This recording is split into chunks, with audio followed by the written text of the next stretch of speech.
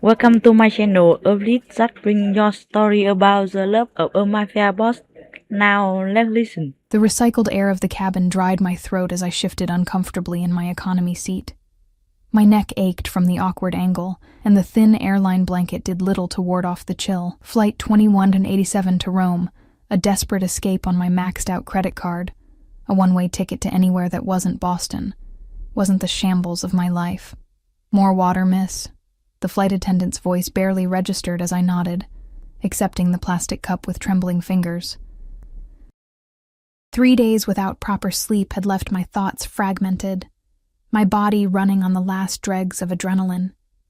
The bruise on my wrist had faded to a sickly yellow, but the memory of Martin's fingers digging into my skin remained fresh. The memory of what I'd done to escape him even fresher. It's just temporary, I whispered to myself, a mantra I'd repeated since fleeing my apartment with nothing but a hastily packed suitcase and the envelope of cash I'd been saving for a security deposit on a new place. A new life. Now, it was funding my escape. I wasn't running away, I told myself. I was running toward something. I just hadn't figured out what yet. The sleeping pill I'd taken 20 minutes ago began to blur the edges of my consciousness. My eyelids grew heavier with each passing second, the murmur of conversations around me fading into white noise. For the first time in days, I surrendered to exhaustion. The gentle pressure of fingers against my cheek jolted me awake. Miss Lawson, Sophia Lawson. The voice was deep, accented. Italian, I thought hazily, and entirely unfamiliar. I blinked, disoriented, my mouth cotton dry. Something was wrong. The cabin lights had dimmed, and the plane hummed with the silence of sleeping passengers, but I wasn't in my economy seat anymore. Soft leather cradled my body. A cashmere blanket, not the paper-thin airline variety, lay draped across my legs. The air smelled different here, hints of expensive cologne, leather, and something citrusy. You're awake. Not a question, but a statement, delivered in that same rich accent. My vision finally focused on the source of the voice. He sat opposite me in what I now realized was a private cabin, first class or something even beyond that. The man couldn't have been older than 35, with sharp features that seemed carved from marble. Dark hair swept back from a forehead unmarred by worry lines. His suit, charcoal gray, perfectly tailored, probably cost more than 6 months of my rent. But it was his eyes that froze me in place. Dark, nearly black in the dim lighting, they studied me with an intensity that made my skin prickle, not just looking, but cataloging, assessing, claiming. Who? My voice cracked, and I swallowed hard. Who are you? Why am I here? The corner of his mouth lifted in what might have been amusement, but his eyes remained cold, calculating. You don't recognize me? Again, not truly a question. He leaned forward slightly, and I instinctively pressed myself deeper into the seat. No, you wouldn't. But I know you, Sophia. My heartbeat stuttered. I hadn't given my name to anyone on this flight. How do you know my name? I managed, eyes darting to the call button. Could I reach it before he stopped me? Were there flight attendants who would help me if I screamed? As if reading my thoughts, he said, We're alone in this section. My men have ensured our privacy. His men. The words sent ice through my veins. I asked you a question, I said, surprised by the steadiness in my voice. Who are you? He studied me for a long moment, then inclined his head slightly, a gesture that somehow managed to be both gracious and threatening. Dante Ricci. The name meant nothing to me, but the way he said it, as if I should tremble at the sound, told me everything I needed to know. You've taken the wrong person, I said, hands gripping the armrests. I don't know you. I don't have money or connections or whatever it is you want. A flash of something dangerous crossed his face. I never make mistakes, Sophia. Especially not about things that belong to me. The possessiveness in his tone made my stomach clench. I don't belong to anyone. His laugh was soft, almost gentle, but entirely without humor. That's where you're wrong. He checked the platinum watch on his wrist. We'll be landing in 20 minutes at my private airfield outside Rome. Private airfield. The reality of my situation began to crystallize. Sharp-edged and terrifying. This wasn't a misunderstanding. This was a kidnapping. I lurched toward the cabin door, but he moved with startling speed, catching my wrist in a grip that was firm but not painful. Not yet. "Sit down, Sophia. Let me go or I'll scream," I threatened, pulling against his hold. His other hand produced a small black device, which he placed on the table between us. "The cabin is soundproofed, but if you insist on making noise..." He pressed a button, and the device emitted a soft hum. Now no one can hear anything. Not that they would intervene. Fear clawed at my throat. "What do you want from me?" Dante released my wrist, but remained standing between me and the door. "It's quite simple. You're going to be my wife." The world seemed to tilt beneath me. I grabbed the edge of the table for support. "You're... what?" "My wife." He said it matter-of-factly, as if discussing the weather. "The ceremony has already been arranged for tomorrow evening." "You're insane," I whispered, the words escaping before I could stop them. "I don't know you. I won't marry you." Something darkened in his expression, and I immediately regretted my words. He moved closer, not touching me but invading my space until his cologne, expensive, subtle, masculine, filled my lungs with each panicked breath. "Let me be clear, Sophia. This isn't a proposal. This is what will happen." His voice remained calm, conversational almost. "Your passport has already been processed with my family name. Your new identity papers await you at my estate. As far as the world is concerned, you've been my fiancé for months." My mind raced frantically for an explanation. Any explanation that made sense of this nightmare. "Why me? You could have anyone." His expression softened slightly, and he lifted a hand to brush a strand of hair from my face. I flinched at the contact, but he seemed untroubled by my reaction. "Because you're perfect," he said, eyes roaming my face with disturbing intensity. "And because you need me. I don't need..." "You're running from something," he interrupted. "Or someone. Martin Caldwell, perhaps." The name struck me like a physical blow. "How do you know about Martin?" Dante smiled, a predator's smile. "I make it my business to know everything about what's mine. The bruises he left, the money he took, the threats he made." His jaw tightened almost imperceptibly. Men like that should be taught lessons in respect. A chill ran through me at the implied violence in his tone. "You've been watching me, protecting you," he corrected, "for longer than you realize." The plane began its descent, the subtle shift in pressure making my ears pop. Reality crashed over me in waves. This wasn't a dream or a misunderstanding. This was happening. "I won't marry you," I said, my voice stronger than I felt. "You can't force me." Dante reclaimed his seat across from me, entirely at ease. "I have no intention of forcing you, Sophia. You'll choose this. Perhaps not today, but soon." "Never," I spat. He merely smiled, as if my defiance amused him. "You have nothing to return to. No job after your gallery closed. No apartment after Martin gambled away your rent money. No family since your mother passed." He listed the ruins of my life with clinical precision. "What I offer is protection, security, a new life." "As your prisoner," I said bitterly. "As my wife," he corrected, "with all the privileges and responsibilities that entails." The plane touched down with barely a jolt, a smooth landing on what must have been a private runway. Through the window I could see nothing but darkness punctuated by the glow of runway lights. No terminal, no other aircraft. Just emptiness stretching into the night. "We've arrived," Dante said unnecessarily. He stood and buttoned his suit jacket with practiced ease. "My car is waiting. And if I refuse to leave this plane..." His smile didn't reach his eyes. "Then my men will carry you. I'd prefer to avoid that indignity for both our sakes." The cabin door opened, and a broad-shouldered man in a black suit appeared, his expression impassive as he inclined his head toward Dante. "Everything is prepared, boss," he said in Italian, his eyes flickering briefly to me before returning to Dante. "Grazie, Antonio." Dante extended his hand to me. "Sophia, your choice. Walk beside me or be carried. Either way, you're coming home. Home." The word twisted in my chest, a mockery of everything I'd lost. I stared at his outstretched hand, then at the open door, calculating my chances. If I ran, how far would I get? If I screamed, who would hear? The answer was clear. Nowhere and no one. With a shaky breath, I rose from my seat, ignoring his offered hand. I'll walk. Something like approval flashed in his dark eyes. Wise decision. I preceded him through the door, hyper-aware of his presence behind me.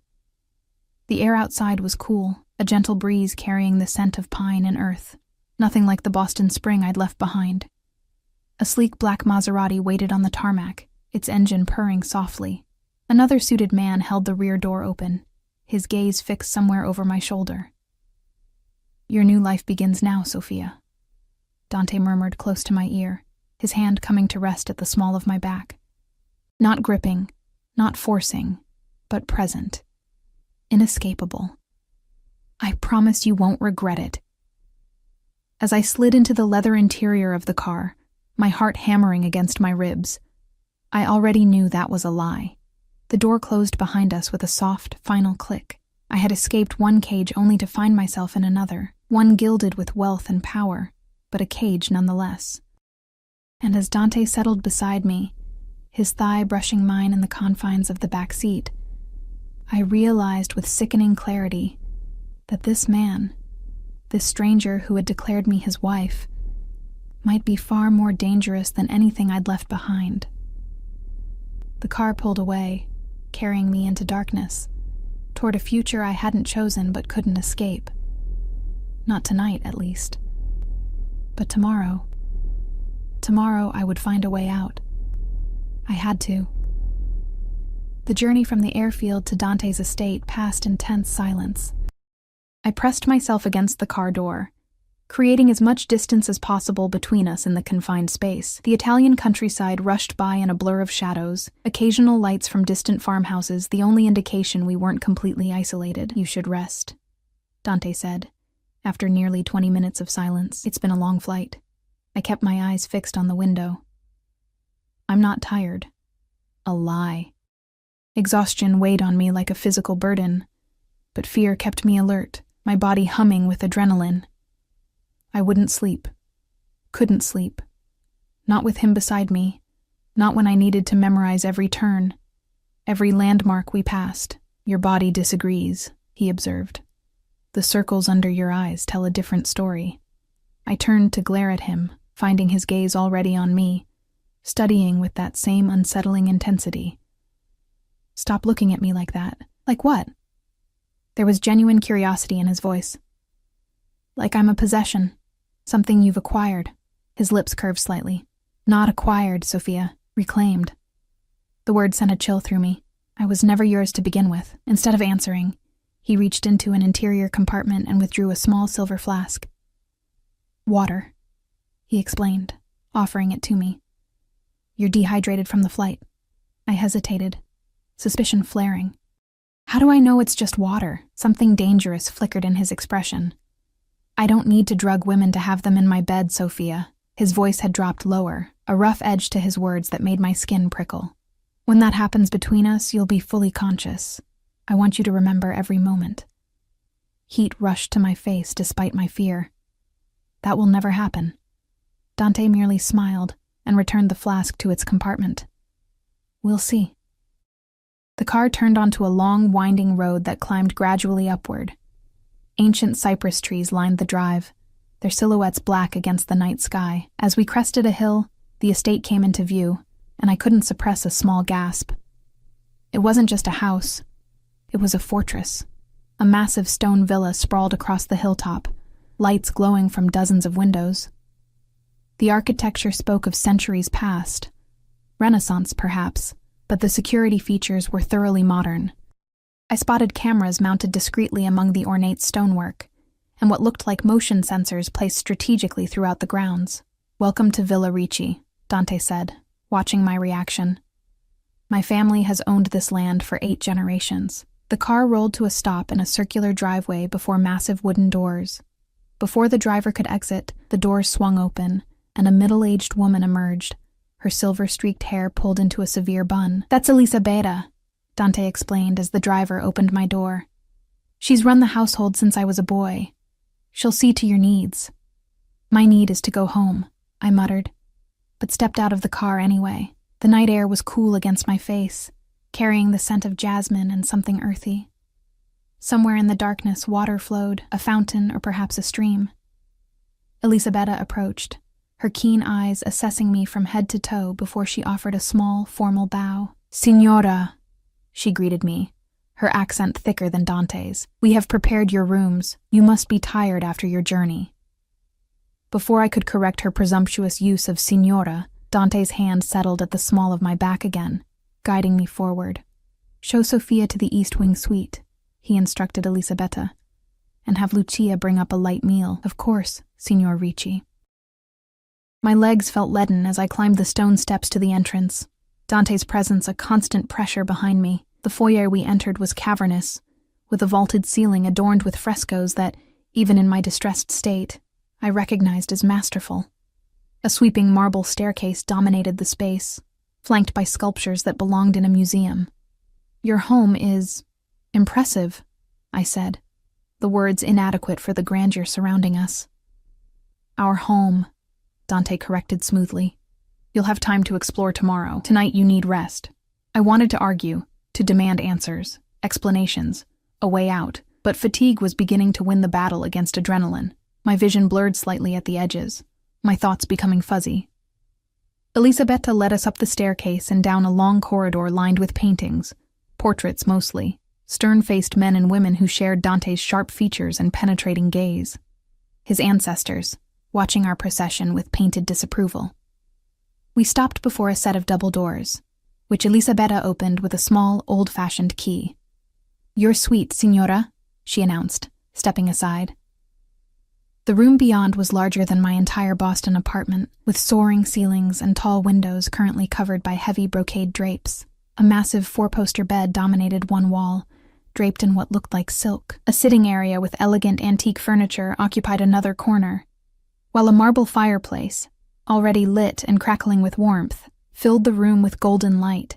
"The bathroom is through there," Elisabetta continued, gesturing to another door. "Your clothes have been unpacked." I froze. "My clothes?" "A suitable wardrobe has been provided," Dante said from behind me. "Your own things will be laundered, but you'll find you need more appropriate attire for your new position." My temper flared, momentarily cutting through the haze of exhaustion. "My position as what, exactly? Prisoner? Captive bride?" Elisabetta's eyes widened slightly, but she maintained her composure. Dante merely smiled. "As the future Signora Ricci," he said calmly, "my wife and partner. I never agreed to that," I reminded him sharply. His expression remained unperturbed. "You will. Elisabetta, leave us." The older woman bowed again and retreated, closing the doors behind her with a soft click that sounded uncomfortably final to my ears. Alone with Dante in this opulent cage, I wrapped my arms around myself, suddenly aware of how disheveled I must look after the long flight. My jeans and wrinkled blouse were a stark contrast to the luxury surrounding me.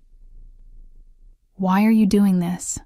I asked, hating the tremor in my voice. "Why me?" The truth this time. Dante moved past me, approaching the fireplace with measured steps. The flames cast his profile in sharp relief, highlighting the aristocratic nose, the strong jaw, the intensity of his gaze as he stared into the fire. "6 months ago," he began, his voice low.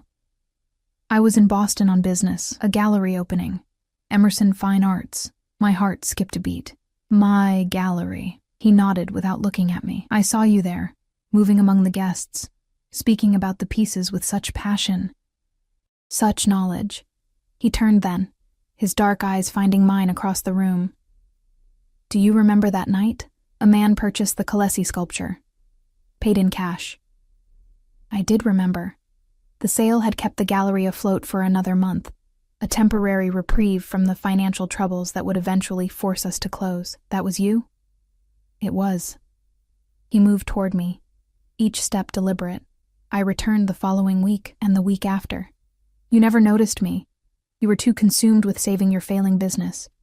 But I noticed everything about you." A shiver ran through me as pieces clicked into place. "You've been stalking me." His expression hardened. "I've been protecting what's mine." "I'm not yours." The words burst from me, loud in the quiet room. You can't just decide someone belongs to you and take them. No? He was close now. Close enough that I had to tilt my head back to maintain eye contact. Then explain why, when that worthless excuse for a man put his hands on you. It was my men who ensured he wouldn't trouble you again. My blood ran cold. What did you do to Martin? Nothing he didn't deserve. Dante's voice had dropped to a near whisper. He's alive, if that's your concern. Though he may walk with a slight limp for the rest of his life. Horror and a forbidden flicker of satisfaction warred within me. Martin had been cruel, controlling, violent toward the end. But this calculated violence from a stranger was something else entirely. You had no right, I said weakly. I had every right. His hand rose to cut my cheek, and though I flinched, I didn't pull away. His touch was surprisingly gentle. No one harms what belongs to me, Sophia. No one. The possessiveness in his tone should have repelled me. Instead, it sent an unwelcome heat curling through my abdomen, a reaction I immediately tried to suppress. I want to go home, I whispered. You are home. His thumb traced my lower lip, sending electricity skittering across my skin. Tomorrow, you'll become my wife in name. Eventually, you'll accept it in your heart as well. I jerked away from his touch, anger giving me strength. You can force a ceremony, but you can't force feelings. I will never love you. Something dangerous and wounded flashed across his features before his expression smoothed once more. We'll see. He stepped back, creating space between us. Rest now. Lucia will bring your meal shortly. The bathroom has everything you need. If you require anything else, there's an intercom by the bed. He moved toward the door, and relief, premature I knew, began to wash over me. Before he left, however, he turned back, his hand on the doorknob. One more thing, Sophia. Don't bother trying to leave. The estate is guarded, the gates locked. There's no transportation for 20 miles, and my men patrol the grounds. For your own safety, stay within the villa until I introduce you properly to the security team. The thinly veiled threat was clear. I was trapped.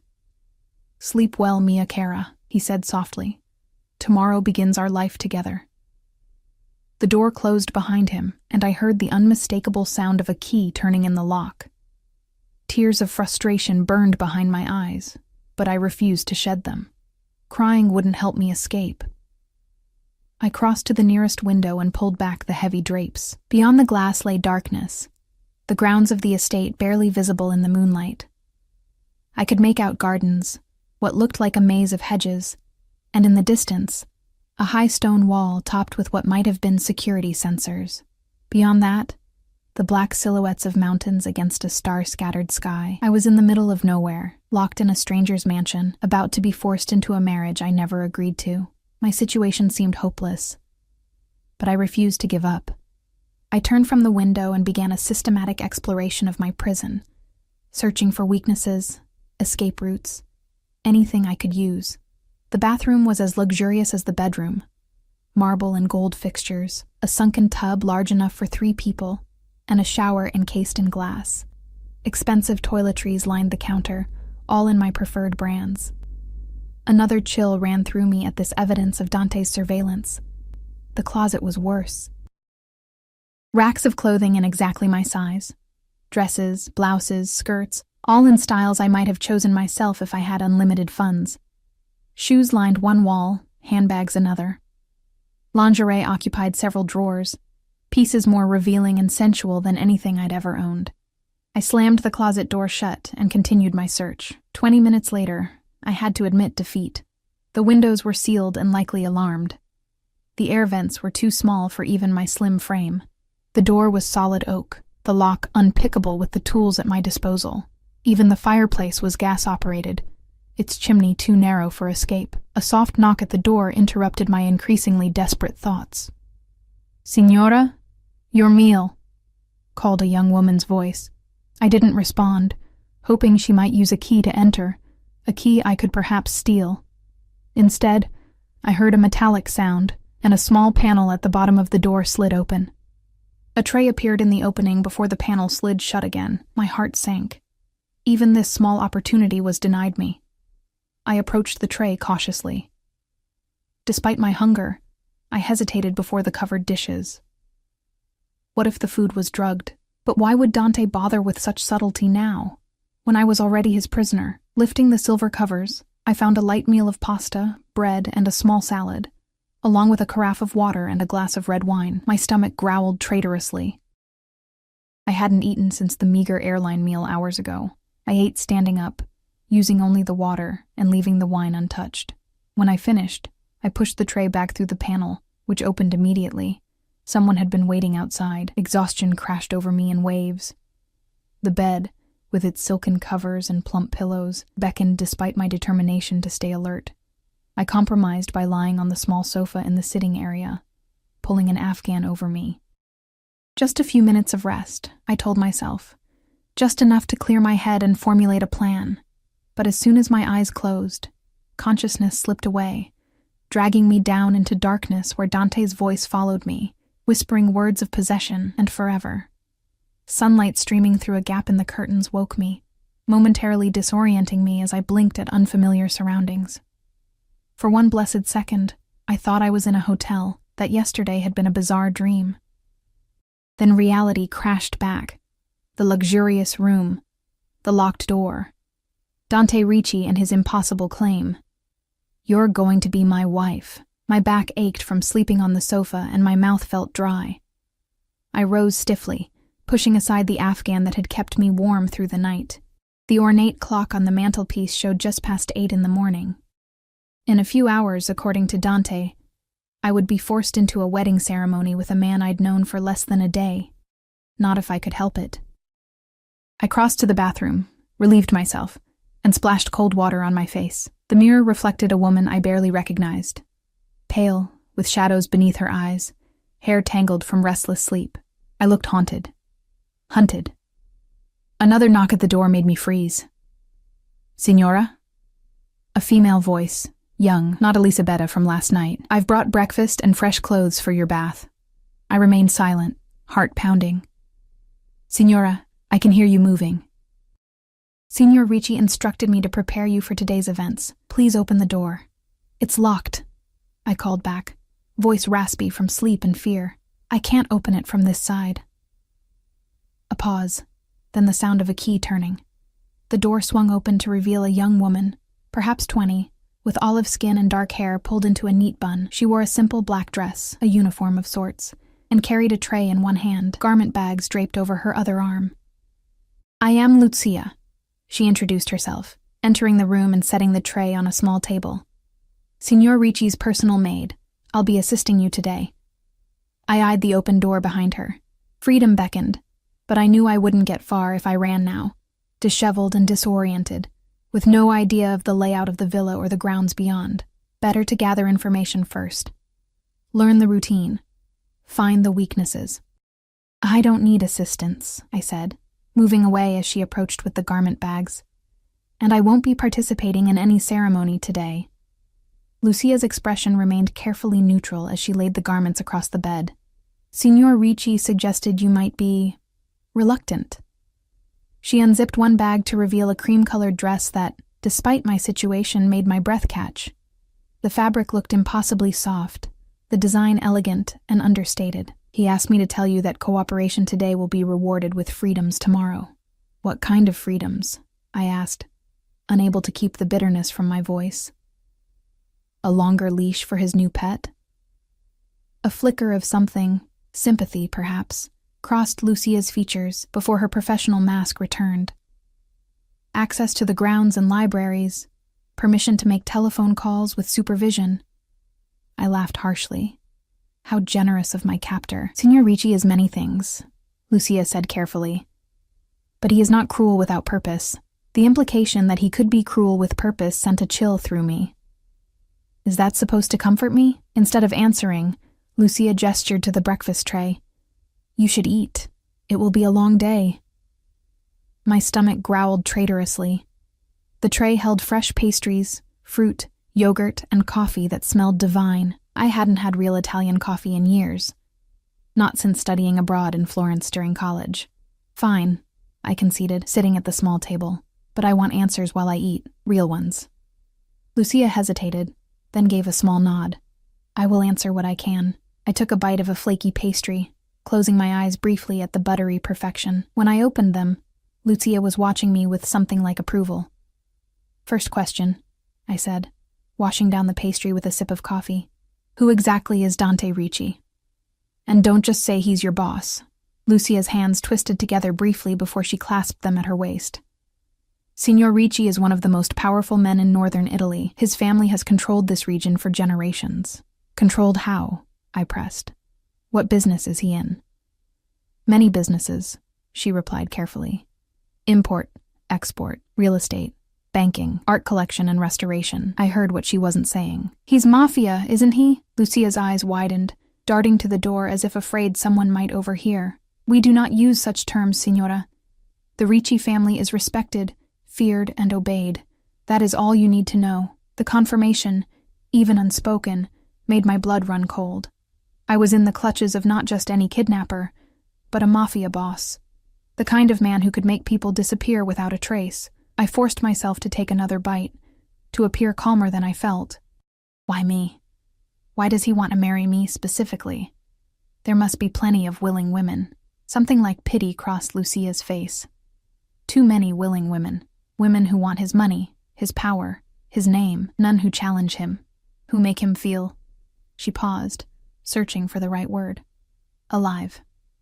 So, I'm supposed to be flattered that he kidnapped me because I'm not throwing myself at him. I shook my head in disbelief. This is insane.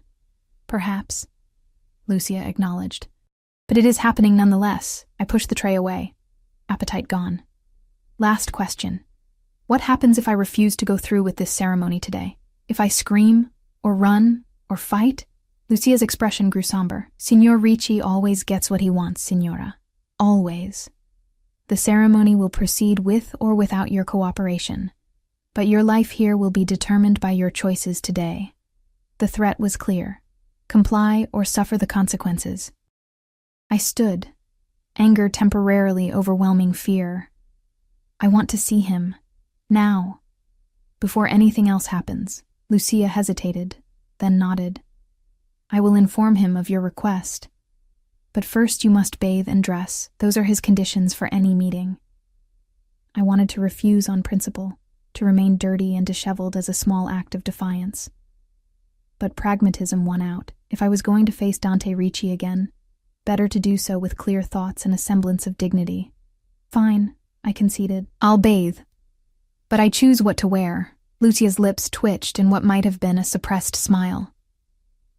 As you wish, signora.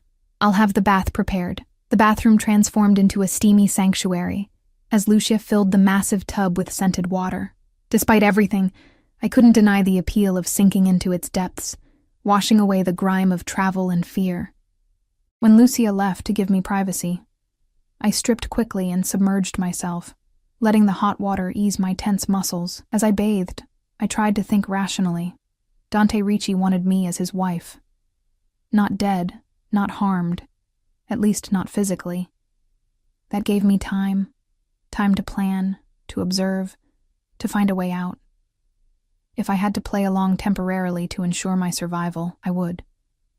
But I would never truly submit. After washing my hair with shampoo that smelled of jasmine, I emerged feeling marginally better. Wrapped in a plush towel, I returned to the bedroom to find Lucia waiting with an array of clothing options laid across the bed. Signor Ricci suggests the blue dress for your meeting, she said, indicating a silk sheath in sapphire blue. He says it matches your eyes. The fact that he'd noticed my eye color and chosen clothing to complement it was both unsettling and oddly intimate. I deliberately turned away from the blue dress. I'll wear these, I declared, selecting dark jeans and a simple white blouse from among the options. Not the wedding dress. Not the blue dress he'd selected, a small rebellion, but mine. Lucia's expression remained neutral, but I sensed her tension. As you wish, signora. While I dressed, Lucia attempted to style my hair, but I waved her away. I'll wear it down. She pressed her lips together but nodded. Signor Ricci will see you in the library in 15 minutes. I'll escort you when you're ready. I took my time finishing my preparations, applying minimal makeup from the extensive collection provided. When I couldn't delay any longer, I nodded to Lucia. I'm ready. She led me through a maze of corridors, each more opulent than the last. In daylight, the villa revealed itself as a treasure trove of art and antiquities. Renaissance paintings lined the walls, marble sculptures occupied niches, and antique furniture that belonged in museums furnished the rooms we passed. Under different circumstances, I would have been enthralled. My art history degree and years running a gallery had given me an appreciation for fine art that even fear couldn't entirely suppress. "That's a Caravaggio," I murmured, pausing before a dark, dramatic painting of a saint in ecstasy. "Signor Ricci will be pleased you recognized it," Lucia said. "His collection is his pride." We stopped before a set of double doors carved with intricate scenes. Hunting parties and mythological figures intertwined in wooden relief. "The library," Lucia announced, knocking softly before opening the door. The room beyond made me forget my fear momentarily. Floor-to-ceiling bookshelves lined every wall, accessed by rolling ladders on brass rails. A massive fireplace dominated one end, while tall windows overlooking the gardens occupied the other. The ceiling soared 2 stories above, painted with frescoes depicting scenes from classical literature. In the center of this literary paradise stood Dante Ricci. He wore a crisp white shirt, open at the collar, and tailored charcoal trousers. His dark hair was slightly damp, as if he'd recently showered. Without his suit jacket, he appeared both more approachable and more dangerous, the predator at ease in his territory. "Sophia," he greeted me, his accent caressing my name. His eyes flickered over my chosen outfit, a slight frown crossing his features before his expression smoothed once more. "You slept well, I trust?" "On a sofa, locked in a strange room after being kidnapped?" I retorted. "Not particularly." He gestured to a seating area near the windows, 2 leather armchairs facing each other across a low table. "Please, sit. Lucia, leave us." The maid retreated, closing the doors behind her with a soft click. I remained standing, arms crossed. "You requested this meeting," Dante reminded me, his tone mild. "I have a very busy day ahead, preparing for our ceremony." "There won't be a ceremony," I said flatly. "I won't marry you." He sighed, as if dealing with a stubborn child. "Sit down, Sophia." "No." Something dangerous flashed in his eyes. "When I give an order in my house, it is obeyed. I'm not one of your employees or your subordinates," I countered. "You can't order me to do anything." In 2 swift strides, he closed the distance between us. I stumbled back, but he caught my arm in a grip that wasn't painful but brooked no resistance. "Let me be very clear," he said softly, dangerously. "You have 2 paths before you. In one, you cooperate, become my wife willingly, and enjoy a life of comfort, respect, and eventually, freedom within the boundaries I set. In the other," his grip tightened slightly, "you resist, cause problems, and find your world narrowed to a single room until you reconsider." Fear clawed at my throat, but I refused to show it. "Why the charade of marriage? If you just want a prisoner, you already have one." His expression softened slightly, his grip loosening. "I don't want a prisoner, Sophia. I want a partner, a companion." His free hand rose to my cheek, his thumb tracing my jawline. "Someone who challenges me, intrigues me. Someone worthy of standing beside me." Despite myself, I felt a treacherous warmth at his touch, at the intensity in his gaze. I jerked away, hating my body's reaction to this dangerous man. "I don't want to stand beside you," I said, my voice steadier than I felt. "I want to go home. This is your home now." He gestured around us. "All of this, the art, the books, the beauty, it can be yours to enjoy. You were wasted in that tiny gallery, struggling to pay rent, dating men who didn't value your intelligence, your passion for art." The accuracy of his assessment stung. "You've been watching me for months. That's not romantic. It's criminal." A smile curved his lips. "The line between romance and criminality is often thin, Mia Cara. History's greatest love stories frequently began with abduction. Helen of Troy, Persephone and Hades. Those are myths," I scoffed. "And they didn't end well for the women. On the contrary, they became queens." His hand returned to my face, and this time I couldn't bring myself to pull away. "As you will." His proximity was overwhelming, his cologne teasing my senses. Up close, I could see the tiny flecks of amber in his dark eyes, the faint shadow of stubble along his jaw, despite his recent shave. "I'll never love you," I whispered. "No matter what you do." Something vulnerable flashed across his features before it was masked once more by cool confidence. "We'll see." He stepped back, creating distance between us. "The ceremony is at 4 this afternoon. Lucia will help you prepare. If you cooperate, your first act as my wife will be to join me for dinner with an important business associate. If you do not," he shrugged elegantly, "you'll dine alone in your room, and we'll try again tomorrow and the next day." And however long it takes, the implication was clear. Resistance was futile. The ceremony would happen, with or without my willing participation. "May I at least have access to the grounds today?" I asked, hating the note of pleading in my voice, but desperate for some semblance of freedom. "Before I'm expected to make this decision?" Dante studied me, clearly weighing the risk of escape against the potential benefit of earning my cooperation. "Antonio will accompany you," he finally said. 1 hour, no more. The gardens only, not beyond the inner walls. It wasn't freedom, but it was something. A chance to assess the estate, to breathe fresh air, to think clearly away from the confines of the villa. "Thank you," I said, the words bitter on my tongue. Thanking my captor for the privilege of a supervised walk felt like surrender, but I swallowed my pride. 1 hour. Dante repeated. "Then you prepare for our future together." He moved toward the library doors, pausing with his hand on the knob. "Oh, and Sophia, that Caravaggio you admired in the hall? It's a wedding gift, the first of many." The door closed behind him, leaving me alone among thousands of books and not a single true escape. Antonio turned out to be the broad-shouldered man from the plane, Dante's head of security, as he curtly introduced himself when he collected me from the library. He didn't speak again as he escorted me through the villa's lower level and out through a set of French doors that opened onto a stone terrace. The gardens spread before me, a masterpiece of Italian landscape design. Formal hedges created geometric patterns, punctuated by classical statuary and burbling fountains. Beyond the structured gardens, I glimpsed wilder grounds, an olive grove, what looked like a vineyard on a distant slope, and the dark green smudge of woodland at the property's edge. "How far does the estate extend?" I asked, breaking the silence as we descended the terrace steps. Antonio's face remained impassive. "Several thousand acres, and the nearest town." His dark eyes slid to me, assessing. "Far enough that walking would be unwise, Signora." I didn't miss his meaning.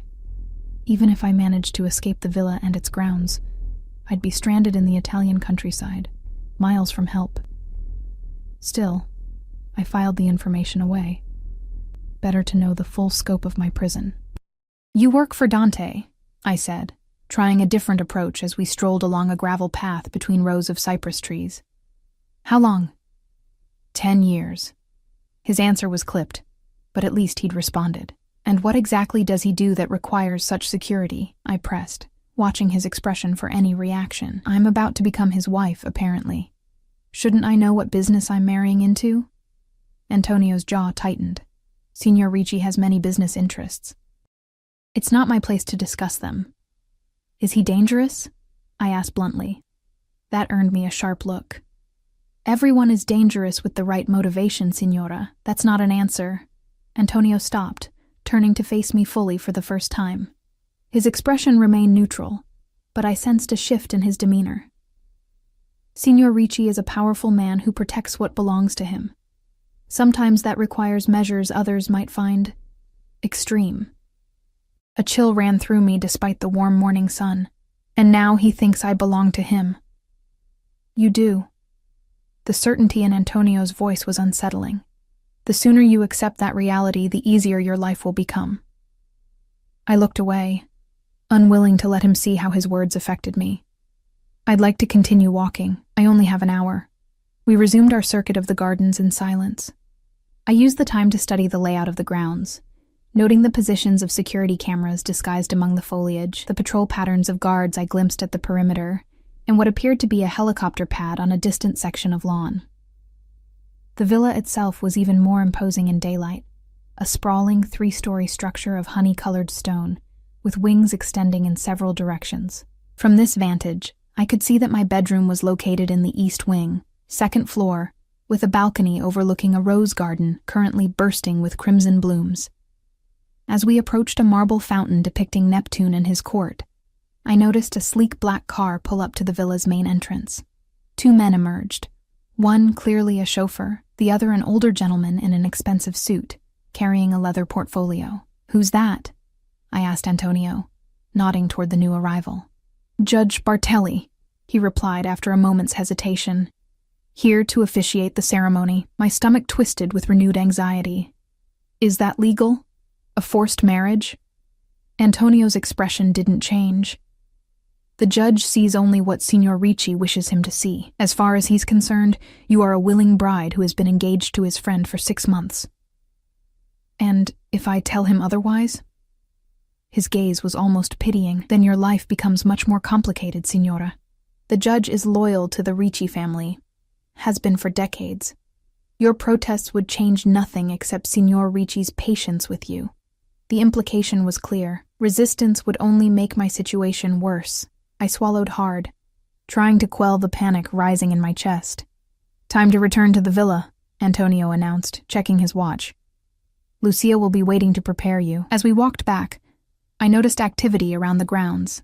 Staff moving with purpose, carrying flowers, linens, what looked like catering equipment. Despite the intimate nature of the ceremony, just the judge, Dante, and his unwilling bride, it seemed he was planning a celebration. Back in my room, my prison, I found Lucia waiting with a team of women.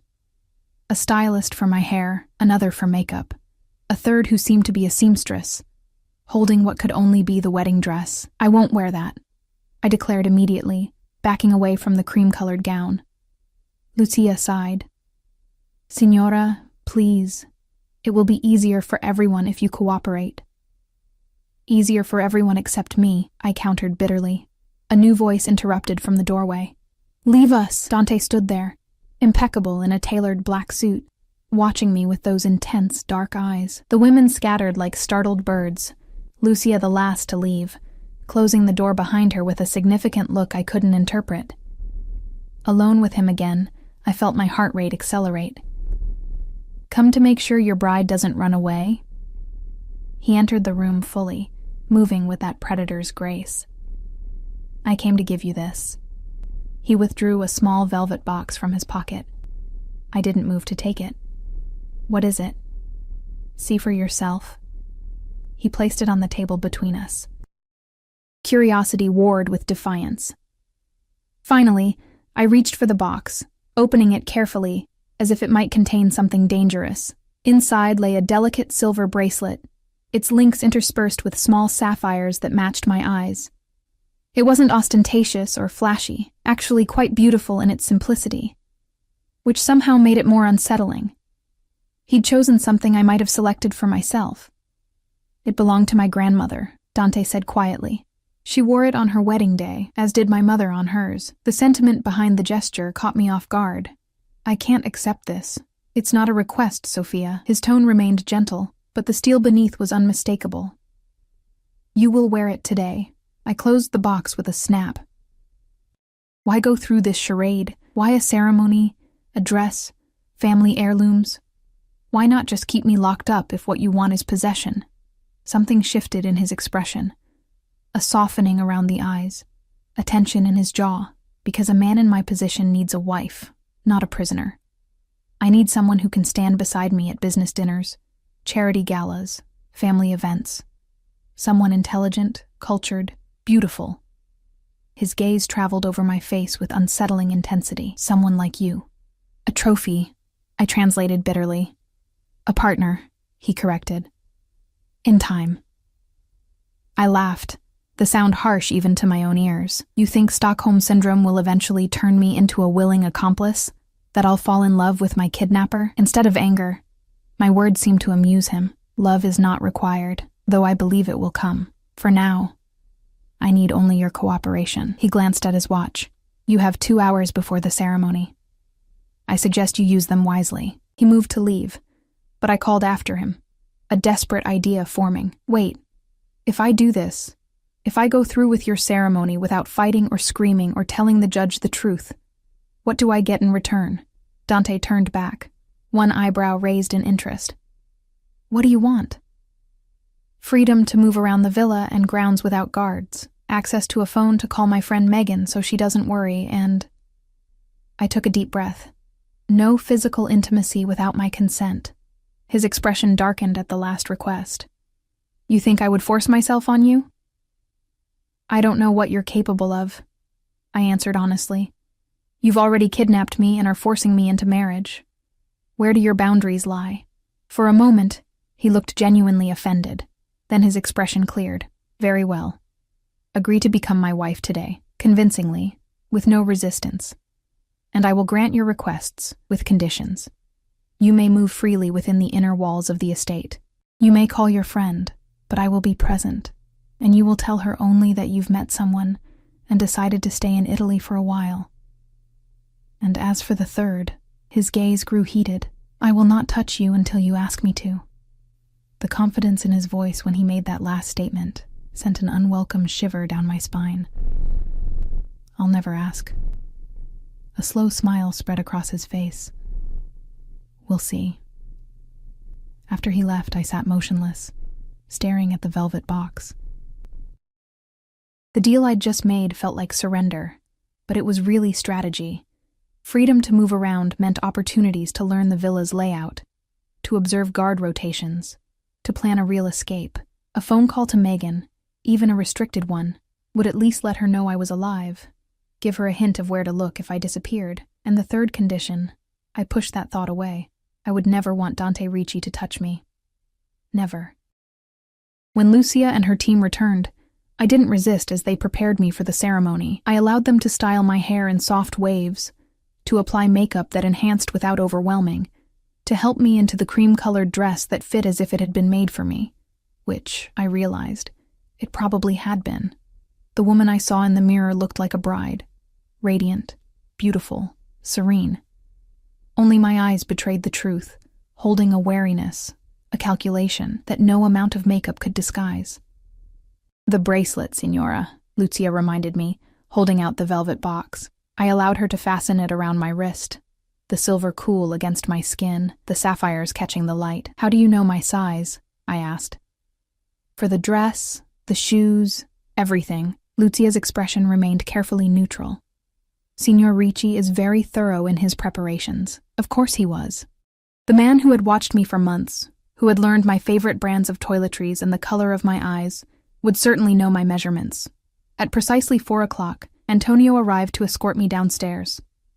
The ceremony, he informed me, would take place in the villa's private chapel, a detail that made me raise my eyebrows. Dante is religious? I asked as we descended the grand staircase. Antonio's lips twitched in what might have been amusement. Traditional, Signora. The Ricci family has maintained certain appearances for generations. The chapel proved to be a small but exquisite space tucked into the west wing of the villa. Stained glass windows cast jewel-toned light across marble floors and carved wooden pews. Flowers, white roses and lilies, adorned the altar where Judge Bartelli waited, beside him a strikingly handsome man in black. Dante turned as I entered, and for a moment, his composure slipped. Something raw and hungry crossed his face as he took in my appearance, something that made my pulse quicken despite everything. Then his mask returned, and he extended his hand to me. Remember the plan, I told myself. Cooperate now, escape later.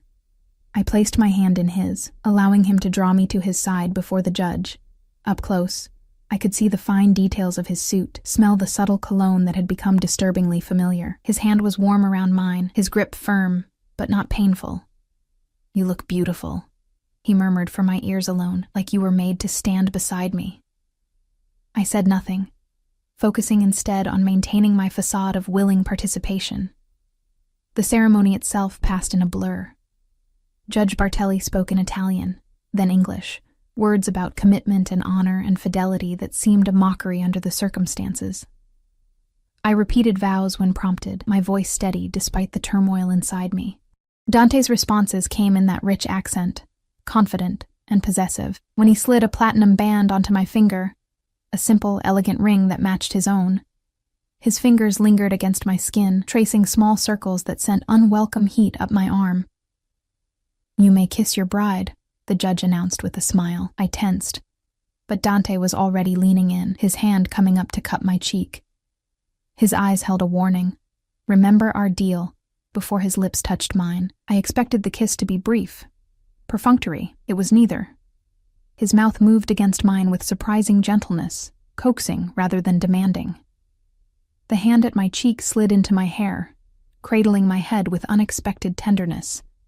And despite all my resolutions, all my hatred for what he'd done, I felt myself responding, my lips softening under his, my body swaying infinitesimally toward his solid warmth. When he finally pulled back, I was breathless, confused, and furious at my own reaction. Dante's eyes held triumph, and something darker, more primitive, as he gazed down at me. "My wife," he murmured, the possessiveness in those two words unmistakable. God help me, but in that moment, with his taste still on my lips and his touch still warming my skin, I almost believed him. A small reception followed in the villa's grand salon, small only in terms of guests, for the elegance and extravagance of the affair befitted royalty, not a forced union between a mafia boss and his unwilling bride. Crystal chandeliers cast golden light over tables laden with delicacies.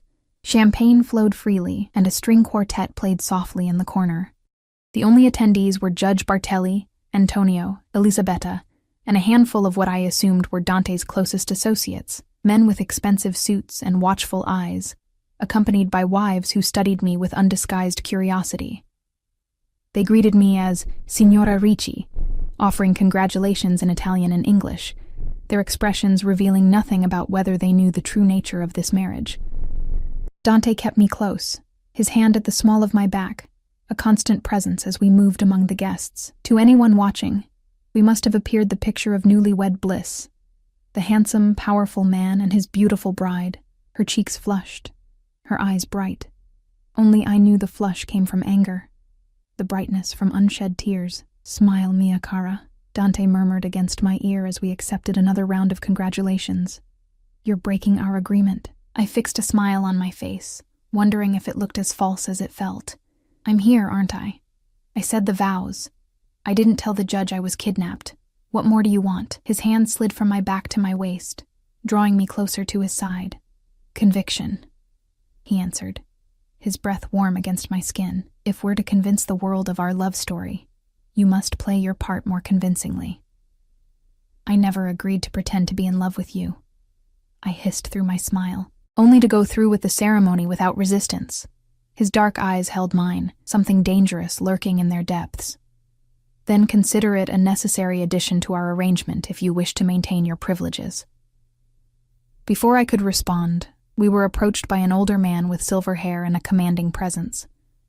Beside him stood a woman perhaps 10 years his junior, elegant in midnight blue, diamonds glittering at her throat. "Ah, Vincenzo," Dante greeted him warmly, shaking his hand before kissing the woman's cheeks. "Sophia, may I present Vincenzo Moretti and his wife, Isabella.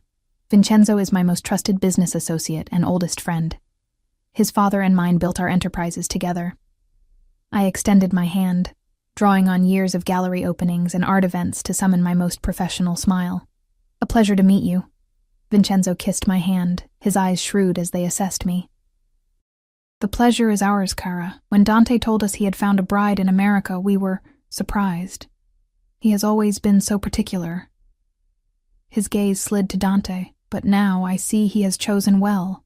Beauty and grace in one package. "And intelligence," Dante added, his arm tightening around my waist. "Sophia has a master's degree in art history. She ran her own gallery in Boston." I blinked in surprise at his knowledge of my educational background, yet another piece of evidence of how thoroughly he had stalked me before making his move.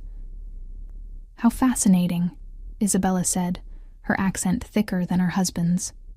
"Perhaps you might help us authenticate a painting we've recently acquired. Vincenzo believes it's a genuine Titian, but I have my doubts." "I'd be happy to," I replied automatically, my professional interest momentarily overriding my current predicament. "Wonderful." Vincenzo beamed. You must both come to dinner next week. We'll open the 82 Brunello to celebrate your marriage. As they moved away to speak with other guests, I felt a momentary disorientation. I was standing in a villa in Italy, wearing a wedding dress, discussing future dinner plans and art authentication as if I weren't essentially a prisoner. The surreality of it made me lightheaded.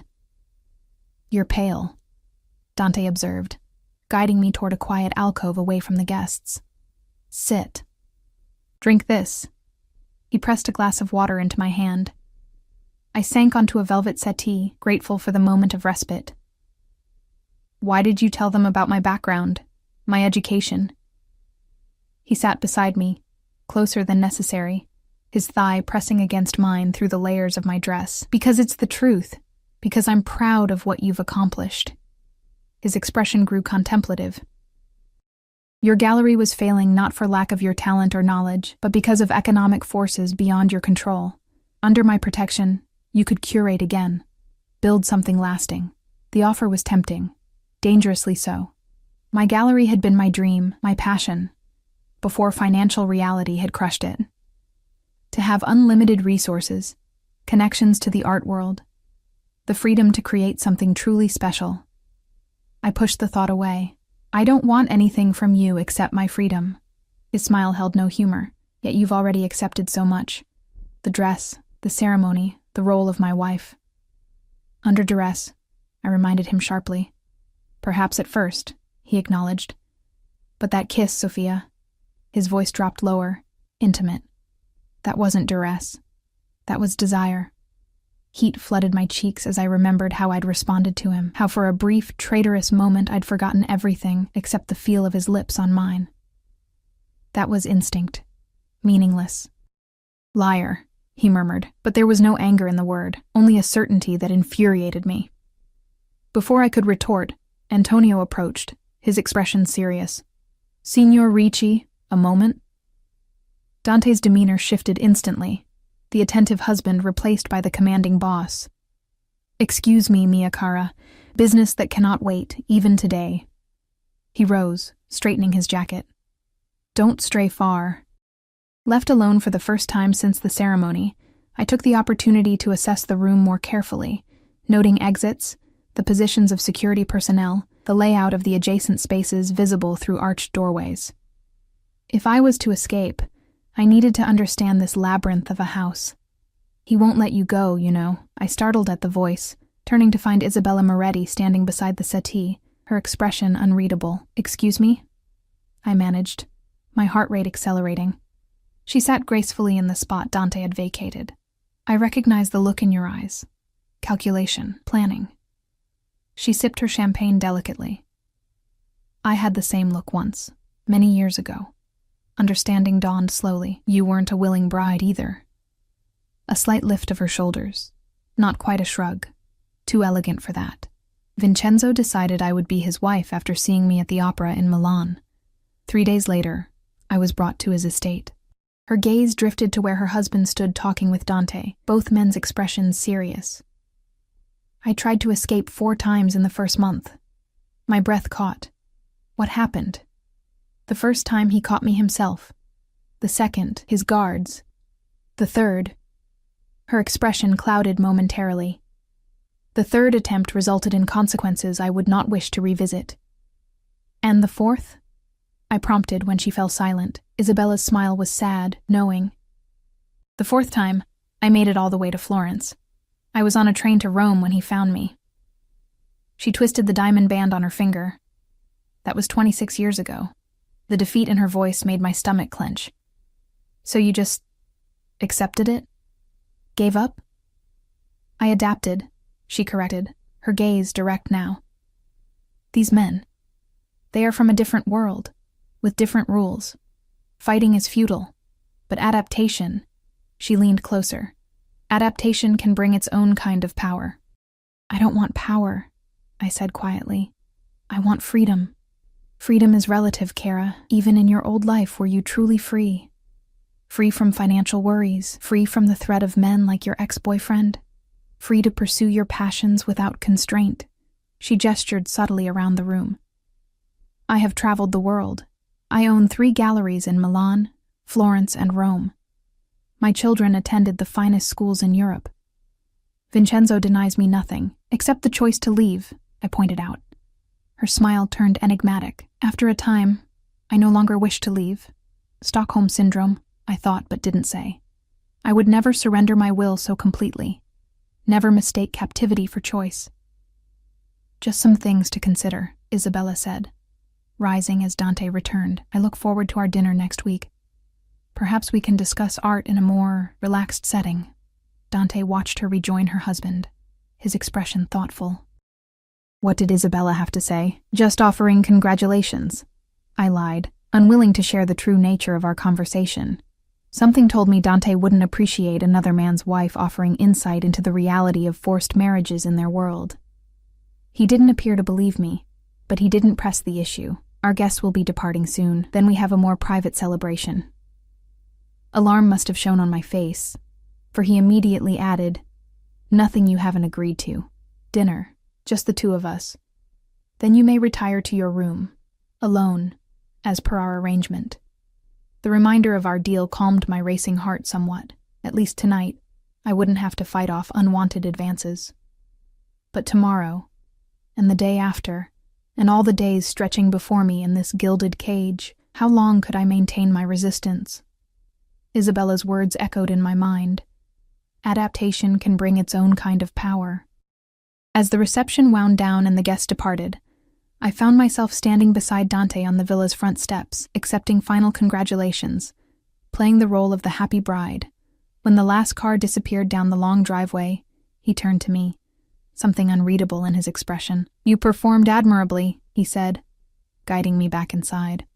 Perhaps there's an actress hidden beneath the art historian. Don't confuse survival with acceptance, I replied, shrugging off his hand as we re-entered the grand salon, now empty of guests. I did what was necessary to secure the freedoms we agreed upon. He studied me for a long moment, his dark eyes revealing nothing. Very well. Let's discuss those freedoms over dinner. The terrace has been prepared for us. The terrace overlooked the gardens, now bathed in the golden light of sunset. A single table had been set with fine china, crystal, and silver, candles waiting to be lit as darkness fell. The setting was undeniably romantic, which made it all the more unsettling given the circumstances. As we took our seats, a waiter appeared to pour wine and serve the first course, a delicate seafood appetizer that under normal circumstances I would have appreciated. Now, however, food seemed like an afterthought, my mind too preoccupied with my imprisonment and the strange conversation with Isabella. You're quiet, Dante observed after several minutes of silence. I set down my fork, having barely touched my food. What did you expect? Scintillating honeymoon conversation? A flash of irritation crossed his features, quickly controlled. I expected basic civility. We will be sharing our lives indefinitely, Sophia. Perpetual hostility serves neither of us. Then perhaps you shouldn't have kidnapped me, I retorted. Hostility seems a reasonable response to being forced to marry a stranger. He sipped his wine, his expression thoughtful rather than angry. In time, I won't be a stranger. You'll know me better than anyone. I know enough already, I said. You're a man who takes what he wants without regard for others' choices, who believes power gives you the right to control people's lives. And you, he countered, are a woman who sacrificed her own happiness to care for a mother who never appreciated it, who wasted years with a man who undermined her confidence and stole from her, who buried her true talents to survive in a world that didn't value them. He leaned forward, his gaze intense. I've watched you, Sophia. I've seen your strength, your resilience, your brilliance. I've also seen how the world has failed you at every turn. His words struck uncomfortably close to truths I rarely acknowledged.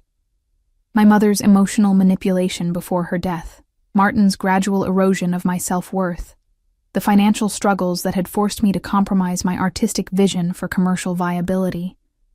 That doesn't give you the right to decide my future, I said. But my voice had lost some of its edge. Perhaps not, he conceded, surprising me. But I saw a woman drowning and offered a lifeline. By dragging me into deeper waters, I pointed out. Your world is more dangerous than anything I faced in Boston. A smile touched his lips. But in my world, you have protection. My protection. His expression grew serious. No one will ever harm you again, Sophia.